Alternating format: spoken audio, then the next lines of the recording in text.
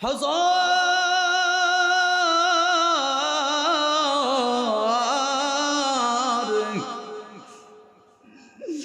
কয়েকদিন আগে একজন নাফরমান মারা যাওয়ার পর আমি যখন তার কবর খনন করতে গেছি, আমি এক পাশ দিয়া কবর খনন করে আর এক পাশ দিয়া কেমন জানি কবরটা চাইপে আসে।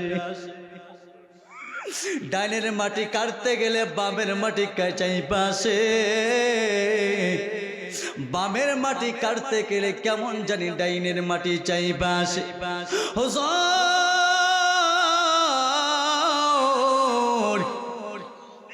এই লোকটার কবর খনন করতে গিয়ে আমার এত কষ্ট হয়েছে, জীবনে কোনোদিন এত কষ্ট হয় নাই হুজুর। মুসলমান দুই ফুটা চোখের পানি ছেড়ে দিবেন, জীবনের সাথে মিলাইবেন। একজন নাফরমানের মৃত্যু কেমন হবে, একজন বেঈমানের মৃত্যু কেমন হবে, একজন বেনামাজির মৃত্যু কেমন হবে। মুসলমান নবীর উম্মতের দান হাদিস শরীফে পাওয়া যায়, একজন বেনামাজির মৃত্যুর সময় যখন ঘনিয়ে আসে, আল্লাহ রাব্বুল আলামিন হযরত আজরাইলকে বলে, আজরাইল আমার অমুক বান্দার মৃত্যুর সময় ঘনিয়ে আসছে, আমি তারে দুনিয়ার জমিনে অনেক সুখের সামগ্রী দান করেছিলাম। আমি আল্লাহ রাব্বুল আলামিন গাছের ফল, নদীর মাছ, সূর্যের আলো, চন্দ্রের আলো আমি আল্লাহ দান করার পর এই বেঈমান দেয়ার ইজ নগট বলেছে, ও আজরাইল এই বেঈমানের জান কবজ করে নিয়ে আয়, আমি আল্লাহ রাব্বুল আলামিন এই বেঈমানকে জাহান্নামের আগুনে দিব। জোরে কর নাউজুবিল্লাহ। মুসলমান নবীর উম্মতের দাদ হাদিস শরীফে পাওয়া যায়, আসমানের মালিক যখন অর্ডার কইরা দেয়, আজরাইল আর দেরি করে না, হযরতে আজরাইল আলাইহিস সালাতু ওয়াস সালাম এমন এক ভয়ঙ্কর সুরত দইরা ওই নাফরমানের সামনে হাজির হয়। 12 চক্ষু ভয়ঙ্কর এক বিশিষ্ট সুরত দইরা ওই বেনামাজির সামনে হাজির হয়ে যায়। মুসলমান ভাইয়েরা আমার, শুধু তাই নয়, হযরত আজরাইল আলাইহিস সালাতু ওয়াস সালামের হাতে জাহান্নামের আগুনের গুরজা থাকে, ওই গুরজা দিয়ে ওই নাফরমান বান্দাকে আঘাত করতে থাকে। আঘাতের পরে আঘাত সহ্য করতে পারে না, এই জন্য দেখবেন অনেক নাফরমান বান্দা মৃত্যুর আগে বিছানায় প্রস্রাব পায়খানা করে দেয়। এমন দৃশ্য আপনারা দেখেছেন কিনা? মুসলমান ভাইয়েরা আমার, হাদিস শরীফে পাওয়া যায়, হযরত আজরাইল আলাইহিস সালাতু ওয়াস সালাম ওই নাফরমান বান্দাকে এমন ভাবে আঘাত করতে থাকে। মুসলমান কত কষ্ট হয়, একটা উদাহরণ দিলে আপনারা বুঝবেন। আমার ছাত্র জীবনে এক ঘটনা,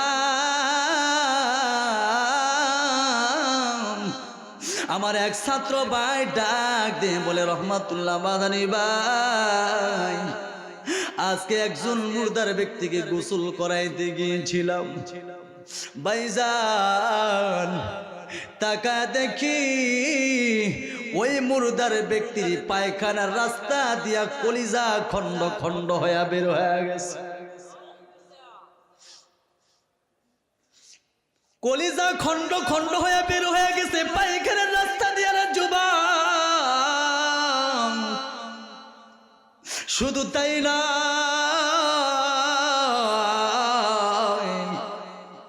আমার ওই ছাত্র ভাইটা ডাক দিয়ে বলে, ভাইজান আমি তাকায় দেখি ওই মুর্দার ব্যক্তির পায়খানার রাস্তা দিয়ে নারী বুড়ি সব বের হয়ে গেছে। আমি তাকায় দেখি তার বুকের চাকনা গুলো ভেঙে চূর্ণ বিচূর্ণ হয়ে গেছে। এই ঘটনাটা যখন আমার কাছে শেয়ার করলো, আমি চোখের পানি ধরে রাখতে পারলাম না।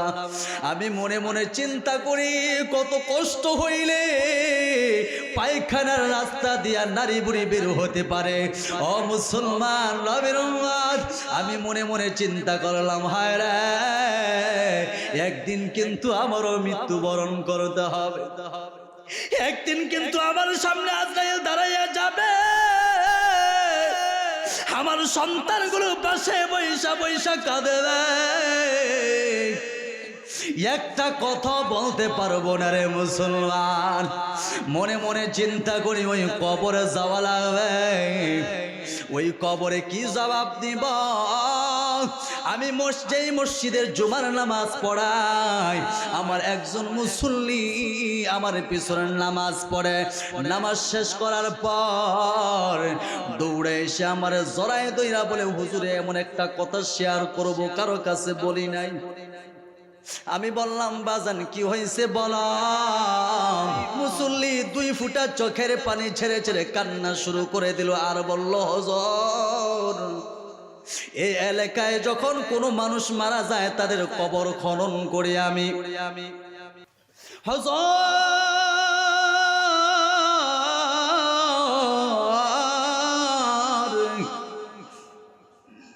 গত কয়েকদিন আগে একজন লাফরমান মারা যাওয়ার পর আমি যখন তার কবর খনন করতে গেছি, আমি এক পাশ দিয়া কবর খনন করি, আর এক পাশ দিয়া কেমন জানি কবরটা চাইপে আসে।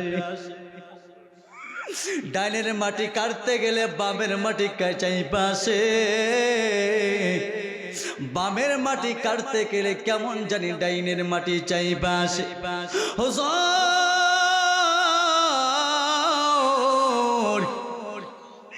এই লোকটার কবর খনন করতে গিয়ে আমার এত কষ্ট হয়েছে, জীবনে কোনোদিন এত কষ্ট হয় নাই হুজুর। তখন আমি মনটারে প্রশ্ন করলাম, রে মা,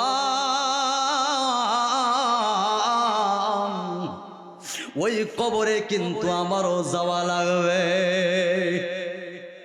পয়গম্বর আরবি বলেন, ক্বালা রাসূলুল্লাহ সাল্লাল্লাহু আলাইহি ওয়াসাল্লাম, আল কবরু রাউযাতুম মিন রিয়াজিল জান্নাহ আও হুফরাতুম মিন হুফারিন নার। কারো জন্য কবর হবে জান্নাতের বাগান, না হয় কারো জন্য কবর হবে জাহান্নামের গর্ত।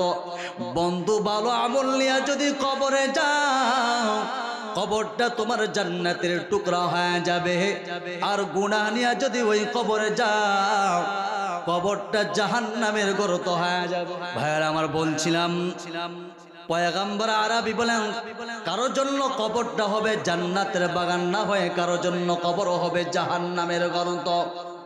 ও মুসলমান, একদিন কিন্তু ওই কবরে যাওয়াই লাগবে।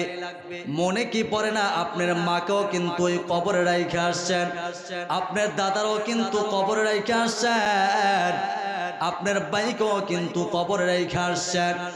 মুসলমান নবীর উম্মত, জানি না এখানে কার মা নাই, কার বাবা নাই। 5 মিনিটের ভিতরে শেষ করে দিব। মুসলমান, এখানে কোন মার সন্তান আছে জানি না, কে জানি সারা জন্মের জন্য মারে হারাইছেন, কে জানি ওই কবরে বাবারে রাইখে আসছেন। এই জন্য মুসলমান বলবা, মা বাবারও কিন্তু কবরে রাইখে আসেন, একদিন আমারও ওই কবরে যাওয়া লাগবে। কথা বলেন ঠিক কিনা?